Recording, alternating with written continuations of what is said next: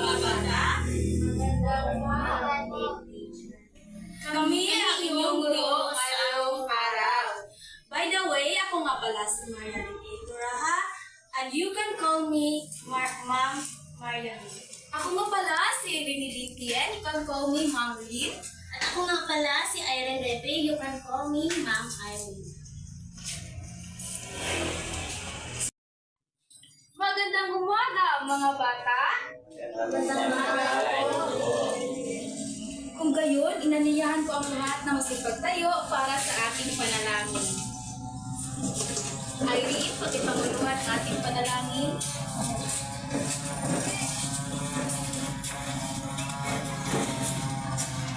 Sa ngalan ng Ama, ng Anak, ng Espiritu Santo. Amen. Salamat po, Lord, sa kabutihan mo sa amin, Lord. At gabayan mo po kami sa ating landas ngayon. At bigyan mo kami sa lahat ng kailangan, Lord. Ay sa ngalan ng Ama, ng Anak, ng Espiritu Santo. Amen. Muli, magandang umaga, mga bata. Magandang umaga po. Bago kayo magkaroon muna tayo ng maikling ehersisyo. Alam niyo ba kung paano sayawin at kantahin ang anyong lupa at anyong tubig? Oo. Kung gayon, ating sisimulan.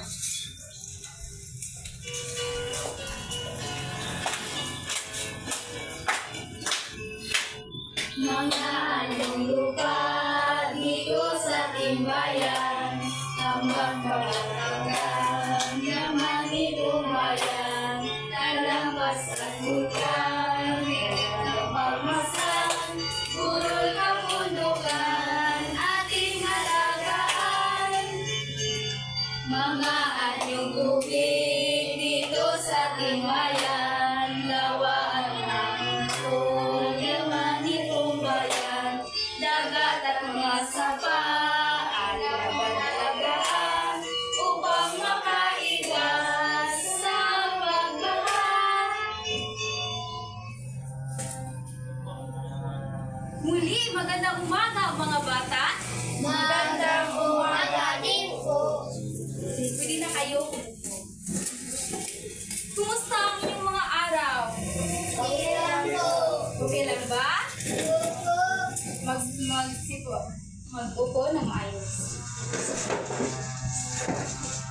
May lumiban ba sa ating klase ngayon? Wala po. Wala? Kung gayon, sino sa inyo ang nakaalala kung ano ang ating patakaran dito sa ating silid-aralan? Sino? Irene? Patakaran sa silid-aralan. Si On? Go. Makinig ng mabuti. Magaling! Ano pa? Rapi? Taas ang kamay bago magsalita o magtanong. Magaling! Bigyan natin si Rapi ng masigabong palakpak. Ano pa? Boyet? Maging handa sa bawat aralin. Magaling! Tap! Igalang ang bawat isa. Magaling! So, naunawaan niyo ba ang ating patakaran dito sa silid-aralan? Oo. Kung gayon, sino sa inyo ang nakaalala kung ano ang ating leksyon ng nagdaang araw? Rafi? Tungkol po sa kalikasan.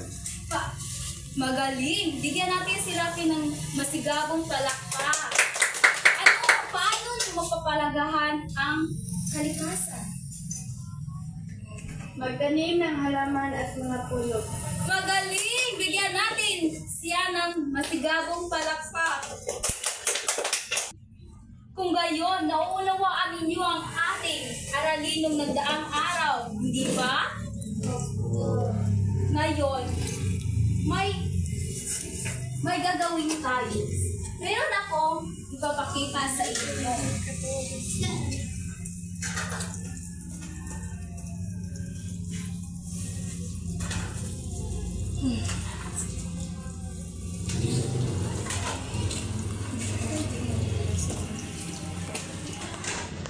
Kailangan ko ng 3 mag-aaral na sasagot dito sa harapan.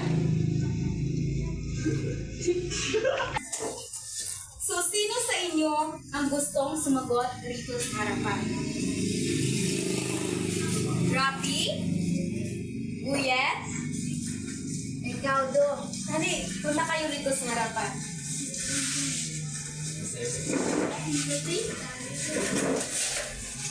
Ito. Isulat nyo dito. Pwede lang isa. Isa sa dito sa harapan.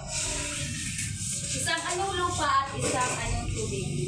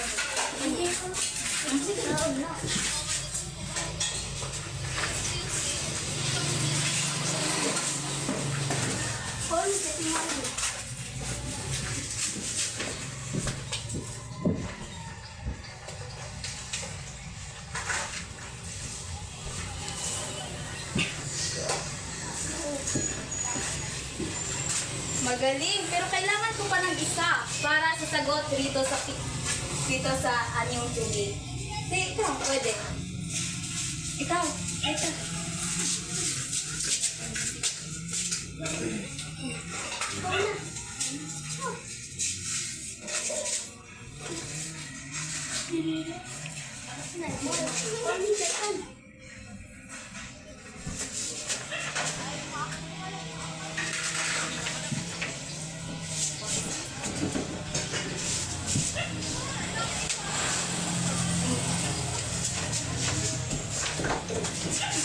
Pwede rin dari dulu.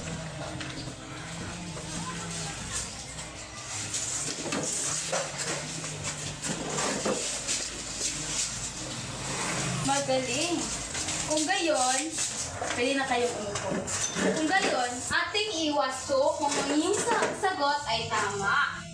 So, kapatagan, ito ba ay yung lupa o ay yung tubig? Lupa. So, sino ang sumagot rito? Rafi, magaling si Rafi. Bunda, ito ba ay anyong lupa o anyong tubig? Sino ang sumagot rito? Buyet, magaling si Buyet. Vulkan, ito ba ay anyong lupa o anyong tubig? Sino ang sumagot? Magaling. Ating bigyan ng palakpakan. Lawa, ito ba ay anyong tubig o anyong lupa? Sino ang sumagot rito? Magaling! Ating bigyan ng masigabong palakpak. Ilog, ito ba yung lupa o yung tubig? Magaling! Ikaw bang sumagot rito? Magaling! Ating bigyan ng masigabong palakpak. So ngayon, alam niyo ba kung ano ang ating leksyon ngayong araw? So ano ang ating leksyon ngayong araw? Okay?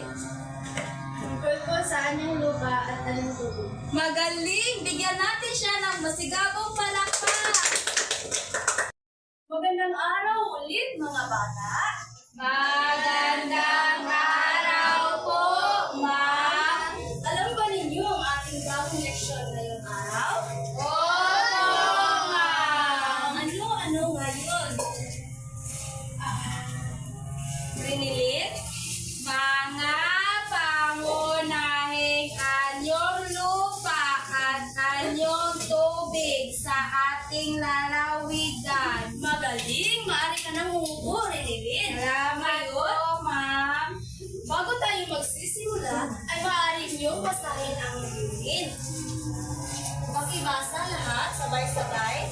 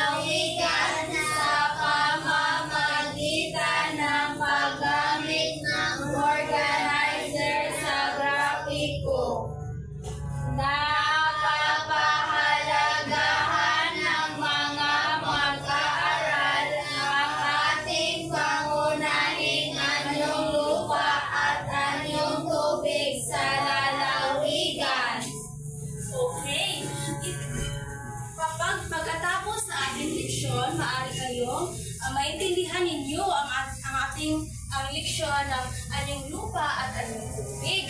So, kapag narinig nyo ang salitang anyong lupa at anyong tubig, ano ang unang pumasok sa inyong isipan? Itaas ang kamay kung maaaring sumagot. Rinili. Mga bundok, ma'am. Tama! Sa madaling salita, ang anyong lupa at anyong tubig, ang anyong lupa ay isang bahagi ng mga panglupa, katulad ng bundok, burol, at kapatagan. At ang anyong tubig naman sa kabilang banda ay mga katangian ng pangtubig, katulad ng dagat, ilog, lawa. So ngayon, dito muna tayo magsisimula sa anyong lupa. Mga katangian ng panglupa katulad ng bundok, burol, kapatagan, talampas, at lamba. Una ay ang bundok. Ang bundok ay may mataas na elevasyon ng lupa na may mataas na dalisdis. Sino sa inyo mga bata na nakakita na ng bundok? Kami po! Mabuti naman kung ganun. Kaya ngayon, lumako naman tayo sa pangalawa. Burol. Ang burol ay mas mababa kaysa bundok. Mayroon ding matarik na dalisdis. Katulad nitong sa larawan na ito. Nakikita ba ninyo ang larawan mga bata? Opo! Sino sa inyo ang nakakita ng malaking burol? Hindi kayo nakakita? Opo! Ano po ang dalisdis? Ang dalisdis mga bata, yung matarik na dalisdis, yung mataas. Naintindihan lang ba mga bata? Okay, ngayon ay dumako naman tayo sa kapatagan. Ang kapatagan is malawak na lugar na patag o halos patag. Nakakita na ba kayo ng patag, mga bata? Opo, ma'am! Okay, magaling. Ngayon, dumako naman tayo sa pang-apat, which is talampas. Ang talampas, ngayon ay dumako naman tayo sa pang-apat. Maaari niyong basahin mga bata. Talampas, mataas na lugar na patag. Okay, ang talampas, ito ay isang mataas na lugar na patag. Naintindihan lang ba mga bata kung ano yung talampas? Opo! At kung ganun, kaya ngayon ay dumako naman tayo sa panglima.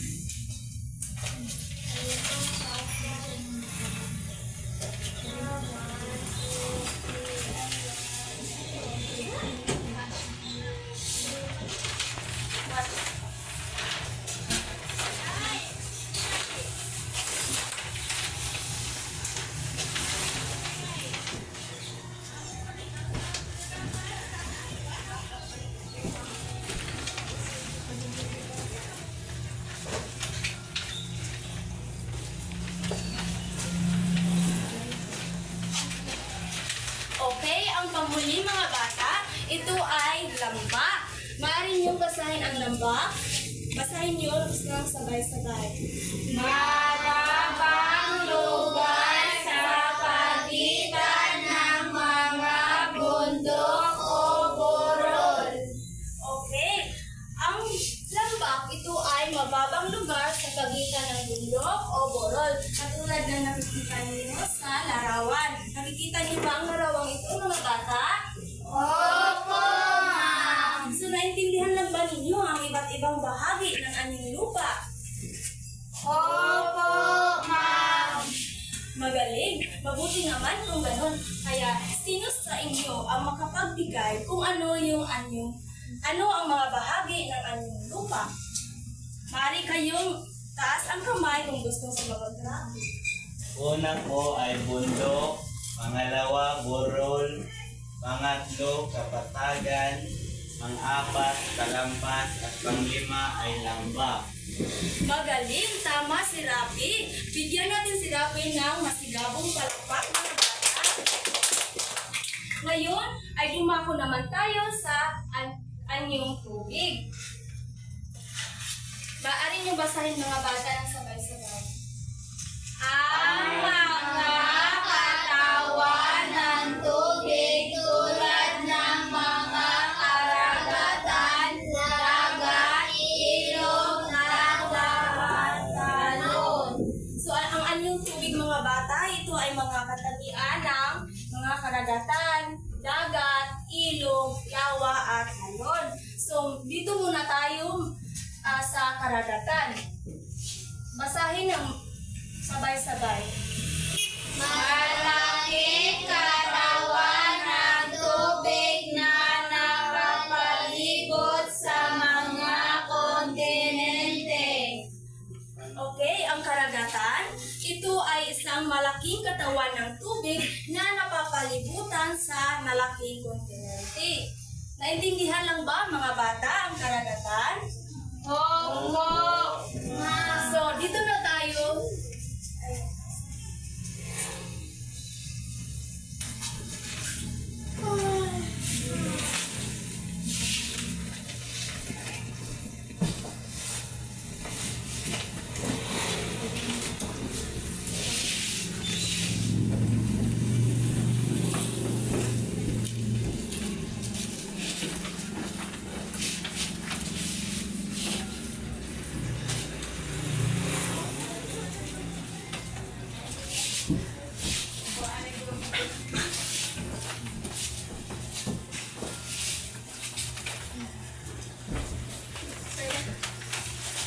Ngayon ay dumako naman tayo sa pangalawa. Ito ay dagat. So, basahin niyo sabay-sabay ang dagat. Mas maliit kaysa sa karagatan. Kadalasang mapapabit sa isang karagatan. So, ang dagat, ito ay mas maliit kaysa karagatan. So, sino sa inyong mga bata na nakakaligo na ng dagat? Kami po! Mabuti naman kung ganun. Kaya ngayon ay dumako naman tayo sa pangatlo. Ito ay ilog. Daloy ng tubig na dumadaloy mula sa mataas na lugar patungo sa mababang lugar.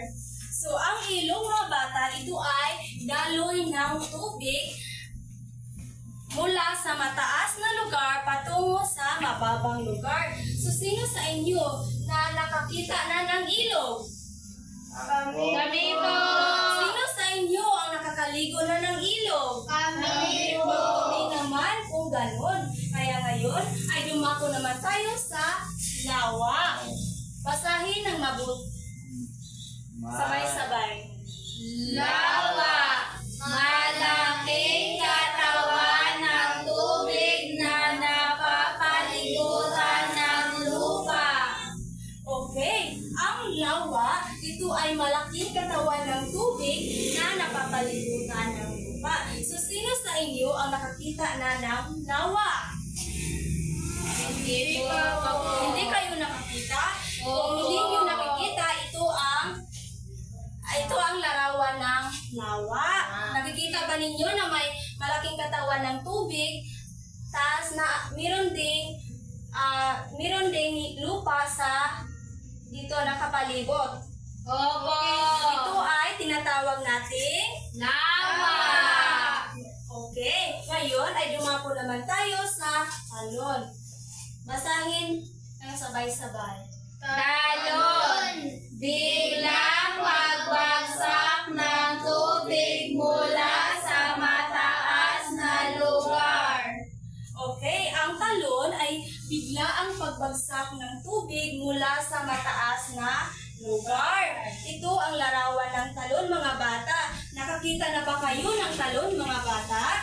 Opo! Maganda ba ito tingnan? Opo! Okay, ngayon ay dumako naman tayo sa buruan. Okay, mga bata, naintindihan lang ba ninyo ang ating leksyon ngayong araw? Opo! Naintindihan lang ba ninyo kung ano yung anyong lupa at anyong tubig? Opo, ma'am! So, sino ang makapagbigay sa akin ng anyong lupa at anyong tubig? Ano po, ma'am? Bahagi? Opo, ang bahagi ng isang bahagi ng anyong lupa at isang bahagi ng anyong tubig. Maaari kayong magbigay kahit isa. Rinilin. Borol at dagat. Tama. Sino pa? Sino pa? Okay, Rapi. Sa anyong lupa ay halimbawa, bahagi ng anyong lupa ay kapatagan at bahagi naman ng anyong tubig ay ano? Magaling. Tama ba si Rapi, mga bata? Opo! Okay. Masaya ako dahil nakakaintindi kayo sa ating leksyon ngayong araw. Kaya ngayon, Mga bata, may dalawa akong larawan dito. Sa unang larawan, ano ang masasabi niyo? Rinilin. Ang masasabi ko po ay isang bahagi ng anyong lupa. Sa pangalawang larawan naman, yes, Irene. Ang masasabi ko po ay isang anyong tubig. Magaling. Ang dalawang larawan na ito ay bahagi ng anyong lupa at anyong tubig. Mga bata, wala na ba kayong katanungan? wala na po. Handa na ba kayo sa aktibidad natin ngayon? Opo. Magbilang ng 1 hanggang 2. 1. Dalawa. Dalawa. Isa. Dalawa. Dito ang pangkat-una at dito ang pangalawa. Dito ka pala. Dito ka tapat.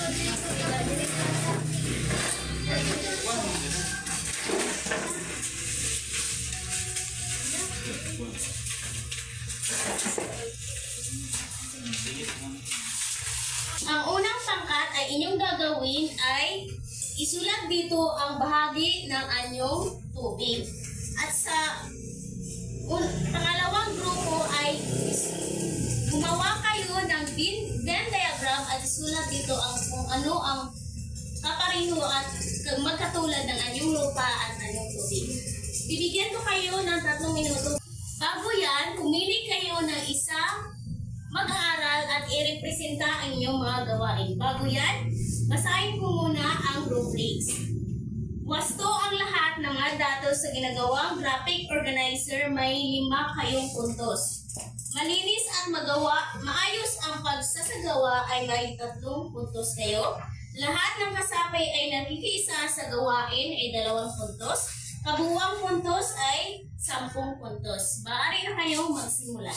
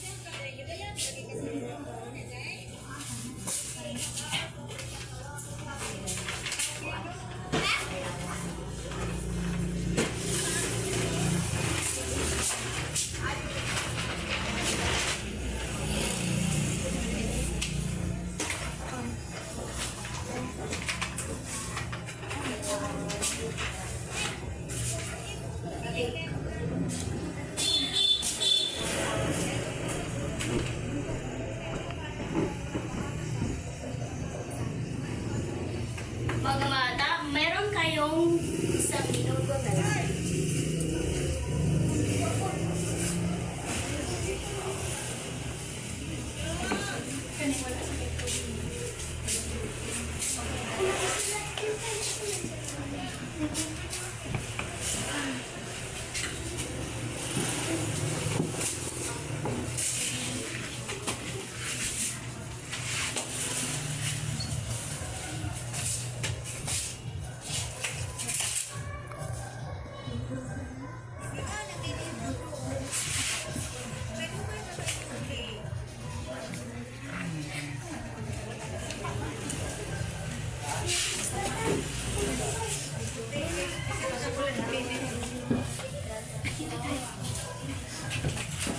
Okay, mga bata, tapos na ang oras na binigay ko sa iyo.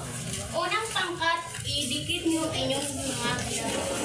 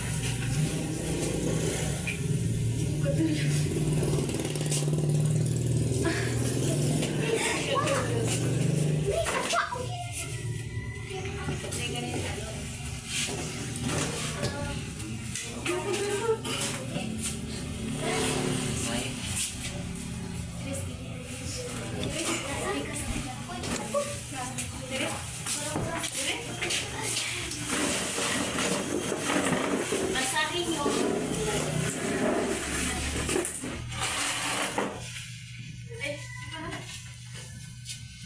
Ito po ang gawa ng pangkat una. Ito ay mga bahagi ng anyong tubig. Una, ilog. Pangalawa, lawa. Pangatlo, dagat. Pang-apat, talon. Panglima, karagatan. At yun lang. Salamat sa Magaling. Bigyan natin ng 3 palakpak ang pangkat una. Unang, 2 pangkat naman.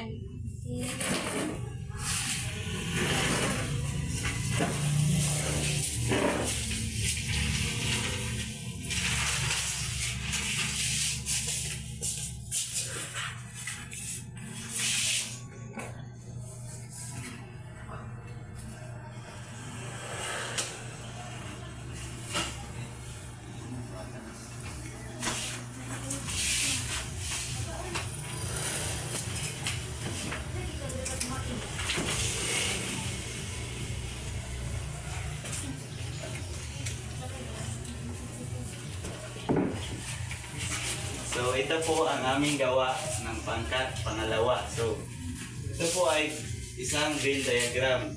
So dito, ito ay anyong lupa, dito ay ang kapariho at ang dito naman ay ang aming tubig. So una sa anyong lupa ay meron itong bundok, bulkan, burol, hatagan, at talampas. At dito naman sa anyong tubig ay meron itong lawa, ilog, dagat, sapa, karagatan, at alon. At ang kaparihan naman nito nilang dalawa ay ang pareha silang likha ng kalikasan at kapareha din sila ng pinagmula ng pagkain. Magaling. Bigyan natin sila ng mas gabong palakpak. Mga bata, ano bang katanungan? Wala na po! Handa na ba kayo sa ating pagsusulit ngayong araw? Oh!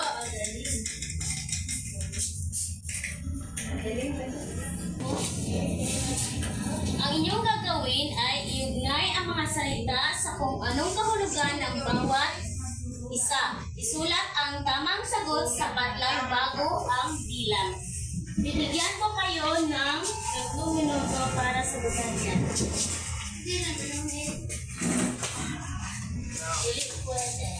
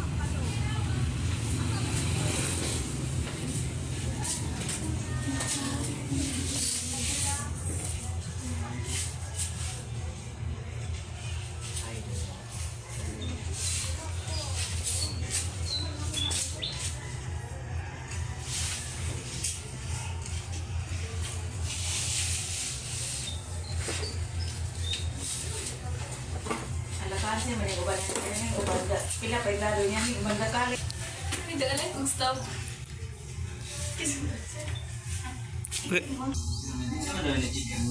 Dili ka na ni mo check ha. Bukan man to. Bundok man to. Mga bata, huwag maingay.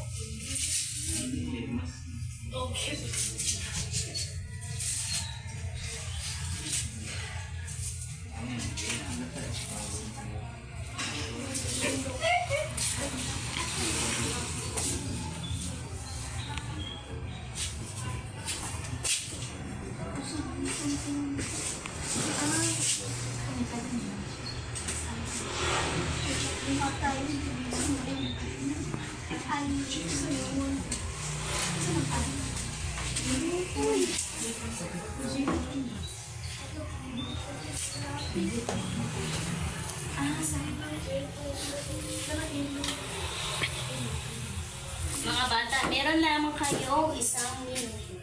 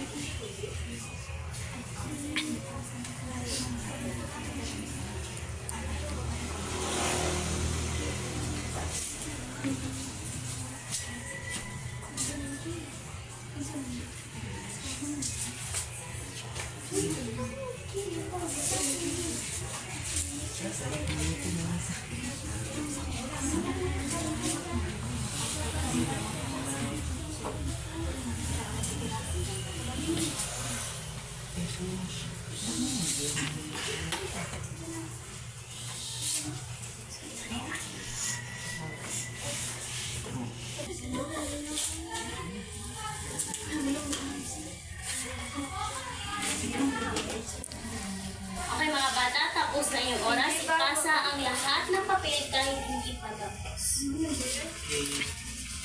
Okay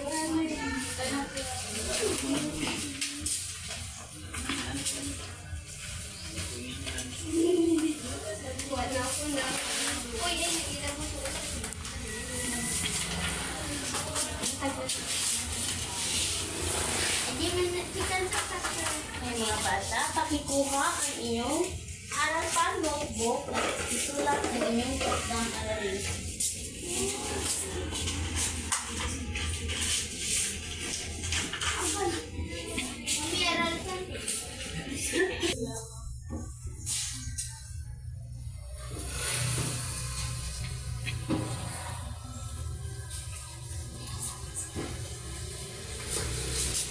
Ang gagawin nyo sa takdang aralin ay gumawa ng poster o collage na nagpapakita ng iba't ibang anyong lupa at anyong tubig sa Pilipinas. Maghanap ng larawan mula sa mga magazine, internet, o lumikha ng sariling drawing.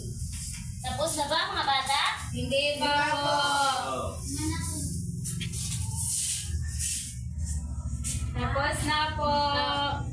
Kaya magsitayo ang lahat para sa panalangin. Chico, pangunahan mo ang